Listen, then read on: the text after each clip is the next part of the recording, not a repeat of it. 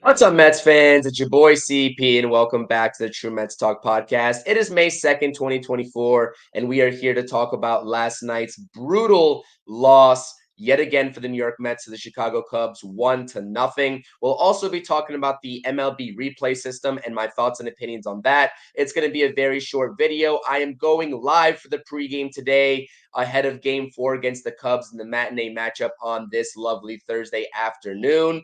As always, hit that subscribe button if you're new here, bottom right-hand corner, hover over the icon. Hit that thumbs up and comment your thoughts and opinions as well about everything you hear in this video, whether it's the Mets' lifeless offense, whether it's the great pitching performance that the Mets have been getting from their bullpen and their starting rotation as of recent, or if it's about the MLB replay system. Without further ado, let's get into it.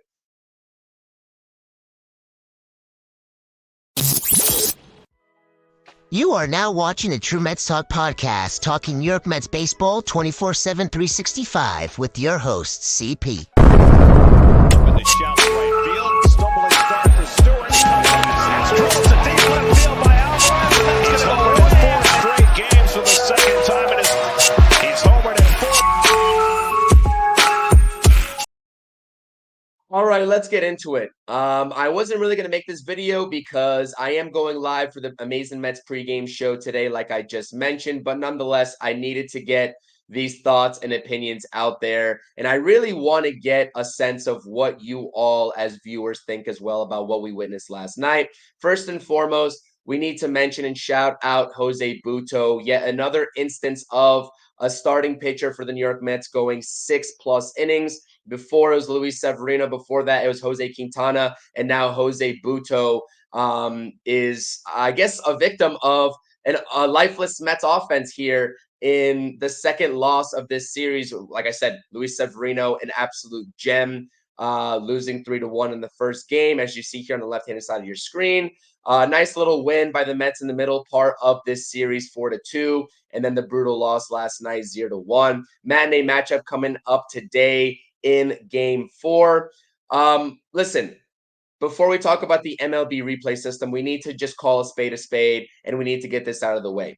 The New York Mets lost this ball game by themselves last night. The offense lost the New York Mets the ball game by themselves last night. 0 for 5 with runners in scoring position. You have a golden opportunity to put all that behind you, all the lifeless offense behind you in the 9th inning. Second and third, one out. Jeff McNeil, the veteran bat, part of this core on a new 4-year deal. He's been struggling. He had a bad season. He had an okay season last season, but down to his standards. Talked all off season about how he wanted to be a 300 hitter, and that's what he expects from himself. Batting just a shade over 240 going into last night's matchup, has a golden opportunity to either tie the ball game at the very minimum or win the Mets the ball game with one swing of the bat. And that at bat that he took was less than stellar. It was actually pathetic. Couple pitches to hit that I really felt like he should have driven, especially. I'm just asking for a sac fly. I'm not even asking for the base hit, Mr. McNeil. I'm asking for the sac fly. Doesn't get it done. You know who you have running at third base. It's Pete Alonso. They call him the polar bear. We know he's slow. So Jeff McNeil didn't get the job done. Regardless of what the end result was and how the Mets got screwed over via the replay, Jeff McNeil didn't get the job done. Pete Alonso, yes, he beat the throw, absolutely. He was there before the throw. But how many times are we going to see head first slide at home plate, and as soon as a player's chest hits the ground, absorbing the contact, their hands flail up, and they actually miss home plate on the initial try, which is exactly what happened. And you know what? Pete beat that ball so badly because it was the less than stellar relay that the Cubs ran, to be honest with you. Very lucky that they got this in their favor because Pete beat that throw by a mile. And the way that it looked like to me was that Pete Alonso obviously missed home plate on the initial try, But he did get his hand eventually down on the plate even before the catcher's tag was applied. So he was safe in my eyes. And if I'm misspeaking out of turn, if you all don't agree with me, that's okay. That's okay. You all comment in the comment section, was he safe or out? Not even taking into account the blockage that we're going to talk about here in just a second. Do you all think that he was safe or out?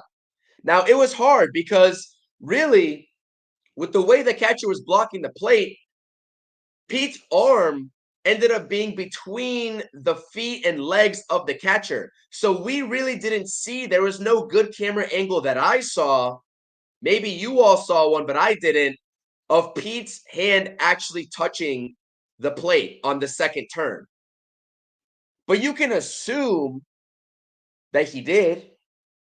The umpire didn't see it, and I don't fault the umpire for not seeing it live, because as soon as you see a player's hand hovering over home plate and missing it on such a bang-bang play, yeah, you're going to call him out.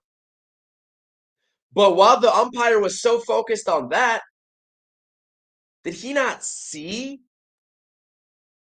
that the Cubs catcher was quite literally on the plate? His foot was on the plate. And not only that, did he not see? Was he too busy and focused on Pete Alonso to witness the catcher quite literally moving down with his knee to block the plate as soon as Pete Alonso sliding in before he has the ball? Now, the New York Mets have fallen victim, whether it's in spring training or early on to this regular season, by obstruction calls. Believe Lindor had one. Maybe McNeil's had one. The middle infielders for sure at second base have had a couple already this season. And they're calling it this year like no other. They are not hesitating to call it. So for all of that, the umpire seriously didn't see that because it was as clear as day. You cannot miss that. And I just want to take a quick shout out before I forget and move on here from this topic. Shout out to Carlos Mendoza. Shout out to him for showing that fire. Because you know what? That's what the Mets have been missing. A manager like that. That's going to go out there and fight for his team. So I love the passion and energy from Carlos Mendoza. And he's absolutely right. And all of the plays before at home plate and years past, referencing the obstruction call being utilized and how that call is missed live during the play is absolutely beyond me. You got to call that if you're an MLB umpire in today's league. Really. In today's baseball, you have to call that. Now, the replay system is a joke. And this is where I'm going to go in. Like, I'm going to forget about a second about the poor performance of the New York Mets offense because, like I said, I made it clear. They lost themselves the ball game last night. They did. But the MLB replay system is a joke, man. It's a joke. It's a joke. How is a play like that not reviewable?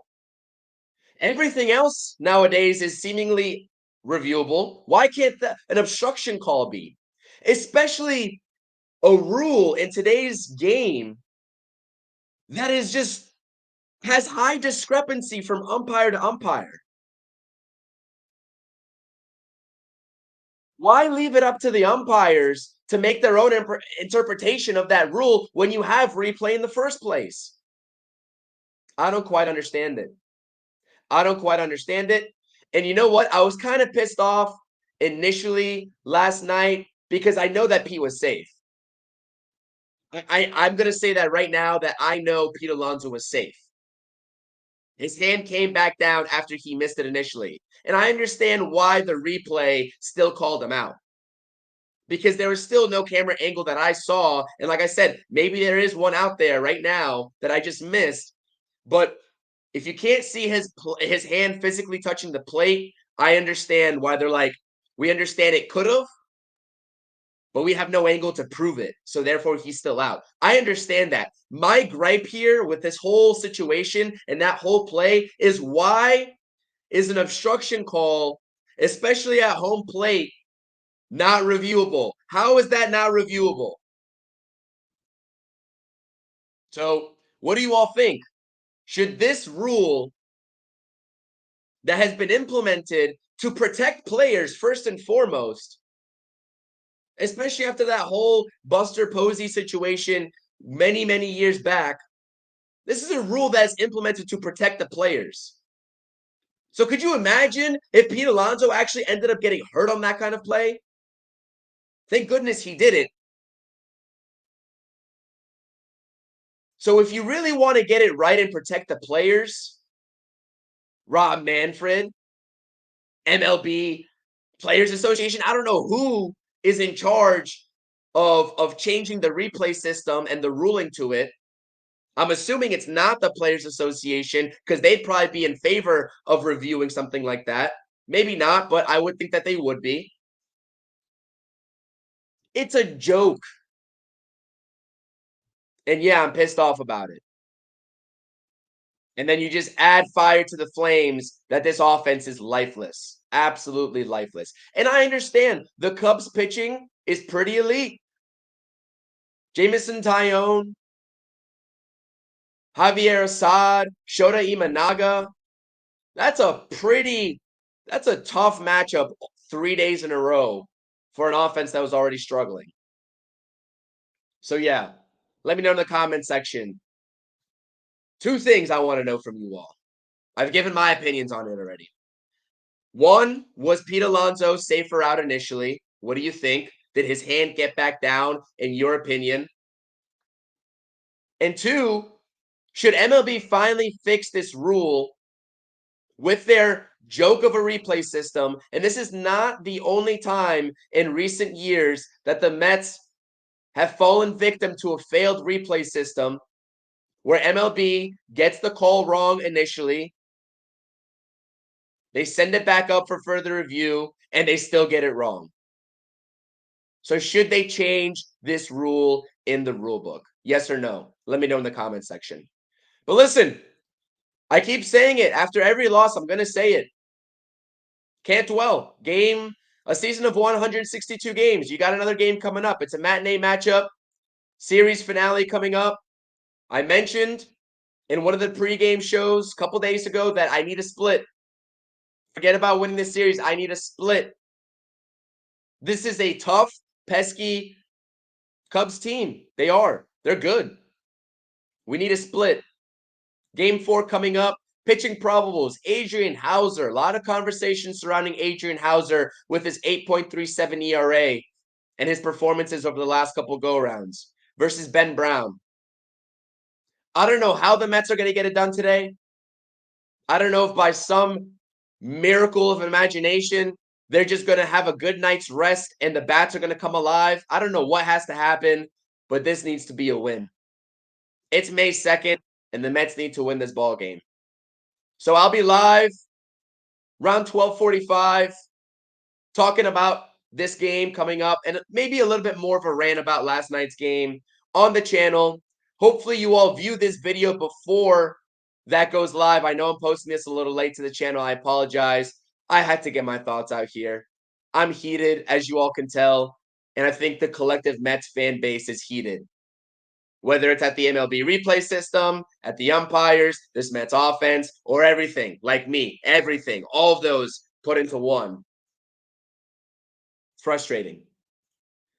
Thank you for watching the True Mets Talk podcast. I appreciate it. It's been a while since I got up here and did a pre-recorded episode. I figured it would be the perfect morning to do so as we head into the afternoon stages as first pitch is just around the corner. I appreciate it. As always, hit that thumbs up, hit that subscribe button, all that good stuff, and make sure you comment your thoughts and opinions. I definitely appreciate it. It's your boy CP. Catch you all in the pregame live. Peace. Thank you for watching the True Mets Talk podcast. Make sure you're tapping on that notifications button and checking out all the latest content on the channel.